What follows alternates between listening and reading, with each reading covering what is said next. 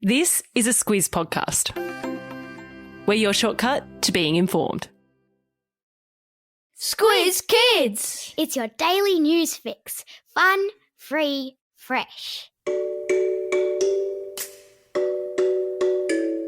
Good morning and welcome to Squiz Kids Today, your fresh take on what's happening in the world around you. I'm Bryce Corbett. It's Monday, June 6.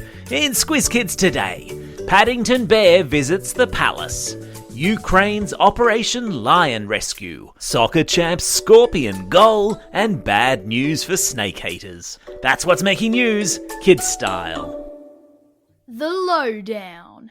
There were pop stars and entertainers, singers and soldiers and horses galore. There was a 22,000-strong crowd of flag-waving royalists crowded into the streets around Buckingham Palace.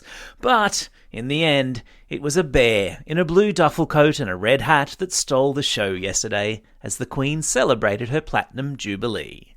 So, first things first, who's the Queen? That would be Queen Elizabeth II, the reigning monarch of Great Britain, who also happens to be Australia's head of state, but more on that in a moment. The Queen this weekend celebrated 70 years on the British throne, which is the longest any British monarch has ever ruled.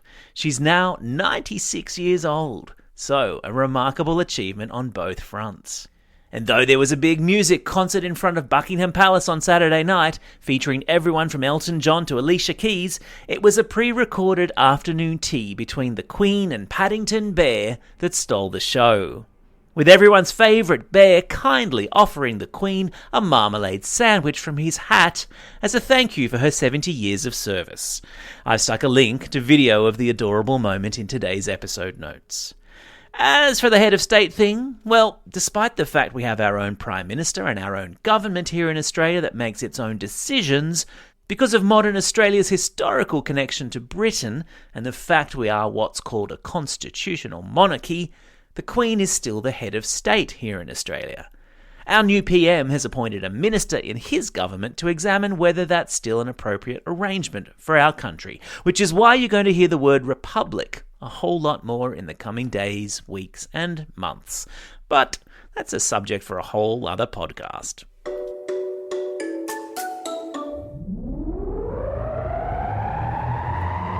Spin the globe. Each day we give the world globe a spin and find a news story from wherever it stops. And today we've landed in Ukraine, where Operation Lion Rescue has been deemed a success. The war in Ukraine has affected many thousands of lives, and it's had an impact on the country's animal population too. And that includes a pride of 9 lions who have lived most of their lives in a zoo in the Ukrainian city of Odessa. Pride is the collective noun for lions. A flock of birds, a school of fish, a pride of lions. Problem is, since the war started and visitors have stopped coming to the zoo, there have been no ticket sales to provide the money required to feed the lions. So, with the help of an Australian animal welfare charity, a brave group of animal lovers went into Odessa and with borrowed trucks managed to get the lions out of the zoo and across the border into the neighbouring country of Romania, where they will be for a few weeks now until permanent homes can be found for them in African countries like Zimbabwe and South Africa. It will be kind of like Alex the Lion from the Madagascar movies heading back to his homeland.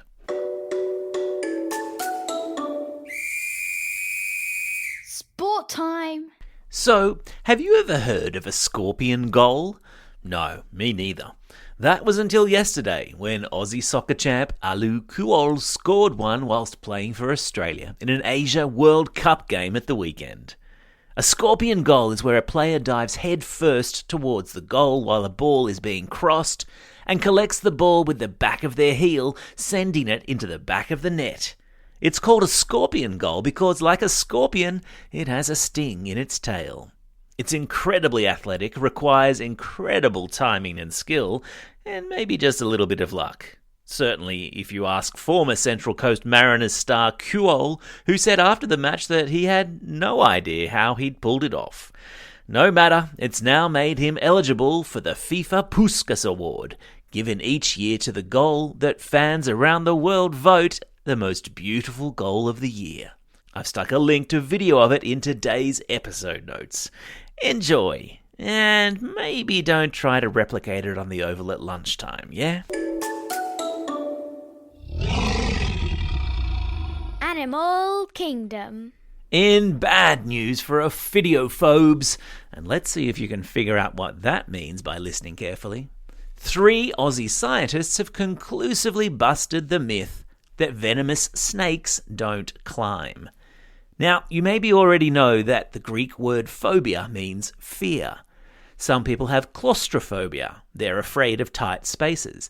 And there are people who are afraid of spiders called arachnophobes. The Greek word for snake is ophis, so people who are afraid of snakes have ophidiophobia. And if an ophidiophobe starts freaking out at a snake in a tree or on a roof, it's common for their friends to reassure them by saying, "Hey, don't worry, everyone knows that venomous snakes don't climb." Wrong. 3 Aussie experts have found that there were at least 20 species of Australian venomous snake that love to slither around in trees. I've put a link in episode notes to a video of a tiger snake climbing a tree. Ugh. When the scientists expanded their research to snakes that climb things other than trees, or that climb when they're threatened, that rose to 31 species, more than a quarter of all venomous snakes. Not the nicest news for ophidiophobes, is it? Time for the quiz. This is the part of the podcast where you get to test how well you've been listening. Question number 1. Which war-torn country has a pride of lions been rescued from? Yeah, that's right, it's Ukraine. Question number 2. What colour hat does Paddington Bear wear? Yeah, that's right, it's red. Question number 3. The French Open tennis tournament takes place each year in the capital city of France. Which city am I talking about? Yeah, that's right, it's Paris.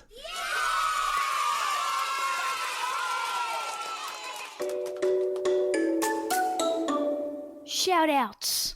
It's June 6. Today's a public holiday in Western Australia, as they celebrate Western Australia Day. It's also World Pest Day. I am sure the two are completely unrelated. It's also a special day for these Squiz Kids celebrating a birthday today.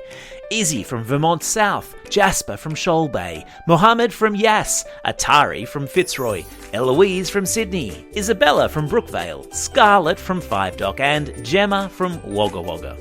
And belated birthday shout-outs go to Aria from Wollongong and Sylvie from Stanwell Park. Classroom shout-outs today are going to Class 6S and Ms Foster at Kambala Girls' School in Sydney, to Class 5W and Mrs Dunn at St Mary MacKillop Primary School in Birkdale, and to Grades 1 to 3 at Fitzroy North Primary School, and wishing them lots of luck in their school concert performance tonight.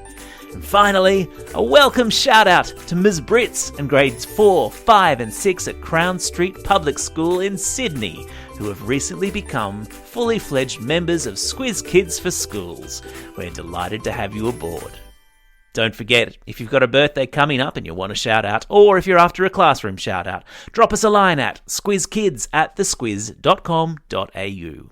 Well, that's all we have time for. Thanks for listening to Squiz Kids today. We'll be back again tomorrow. In the meantime, get out there and have a most excellent day.